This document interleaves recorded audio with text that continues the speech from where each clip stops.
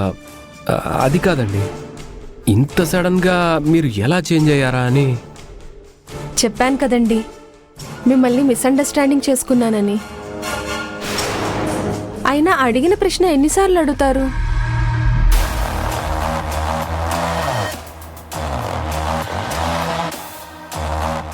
ఒక్క నిమిషం. ఎరా, అమ్మాయిని ఎప్పుడు చూడలేదా? వచ్చిన దగ్గర నుంచి గమనిస్తూనే ఉన్నాను, అదే పనిగా తనని చూస్తూనే ఉన్నావు. చెప్పు, ఎందుకు చూస్తున్నావు? చెప్పు. సత్య గారు, వదిలేయండి, గొడవ చేయకండి, వెళ్ళాం రండి. ఏంటి, నేను గొడవ చేస్తున్నానా? మీరొచ్చిన దగ్గర నుంచి వీడు మిమ్మల్ని చూస్తున్నాడు. అది గమనించి నేను వీడిని అడుగుతుంటే నేను మీకు గొడవ చేస్తున్నట్టుగా అనిపించిందా? అది కాదండి, వదిలేయండి. సత్యగారు, సత్యగారు, సత్యగారు! ఏంటి రూపేష్ ఇలా చేసావు? నీకు ముందే చెప్పాను కదా. రూపా, నీకు వీడితో మాట్లాడేంటి? అక్కడ సత్య వెళ్ళిపోతున్నాడు, వెళ్ళు. సత్యగారు, సత్యగారు, సత్యగారు, నా మాట వినండి, ఆగండి. మీరు చేసింది కరెక్టేనండి, కానీ నలుగురు మనల్నే చూస్తున్నారని అలా అన్నానే తప్ప మిమ్మల్ని తప్పు పట్టాలని కాదు.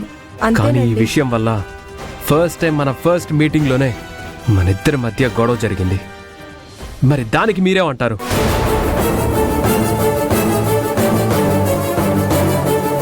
పులి మేడం, మా ఇద్దరికి ఏది మ్యాచ్ అవ్వట్లేదు.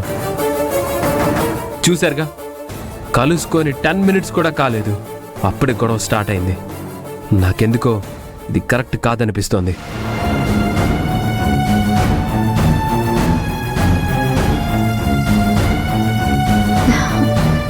చూసావా రూపా, నేననిందే జరిగింది. నువ్వేమన్నావు? అదే రూపా, నీతో చెప్పాను కదా. అవునవును, అదే జరిగింది. నువ్వేమన్నావు? అసలు ఏం జరిగింది? అది అది అదేంటంటే, ఇంట్లో పెద్దవాళ్ళు చెప్తూ ఉంటారు కదా, భార్యాభర్తలన్న తర్వాత గొడవలు జరుగుతూ ఉంటాయని. ఎవరి బంధమైతే ముందు గొడవలతో మొదలవుతుందో చివరిగా వాళ్ల బంధమే అనుబంధంగా మారుతుందంట. మీ మొదటి పరిచయం కూడా గొడవలతోనే మొదలైంది కదా. ఆ విషయమే తనతో నేను చెప్పాను కదా రూపా. అవునవును. కాబట్టి గొడవలతో మొదలైన ఈ బంధం ఇంకా గట్టి బంధంగా ముడిపడుతుంది. మీరేం కంగారు పడకండి, అంతా మంచి జరుగుతుంది.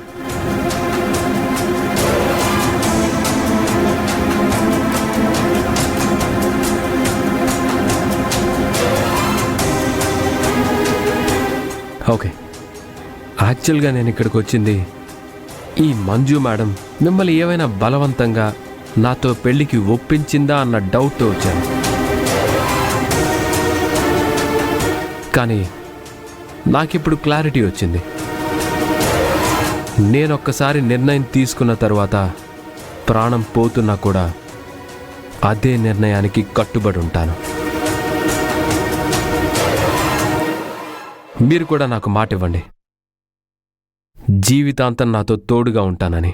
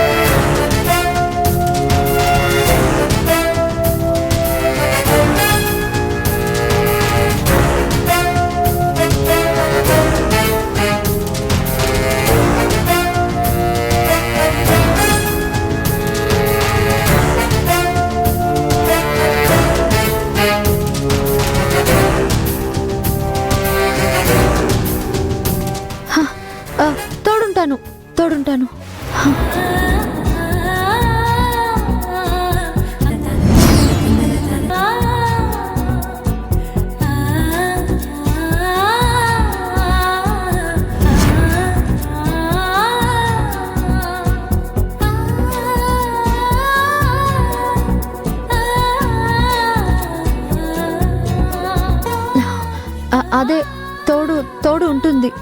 తను మీకు జీవితాంతం తోడు ఉంటుంది. అవునవును.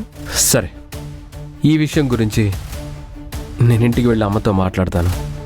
తర్వాత ఏం చేయాలో డిసైడ్ చేద్దాం. నేను ఎమ్మెల్యే గారిని కలవడానికి వెళ్ళాలి. ఇప్పటికే బాగా లేట్ అయింది.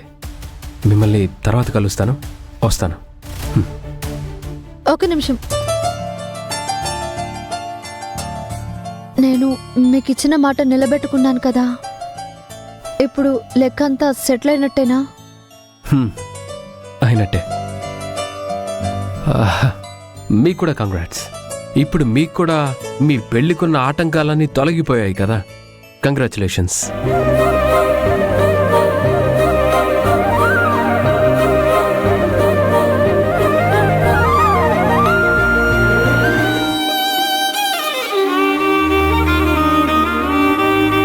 ఓకే, వస్తాను.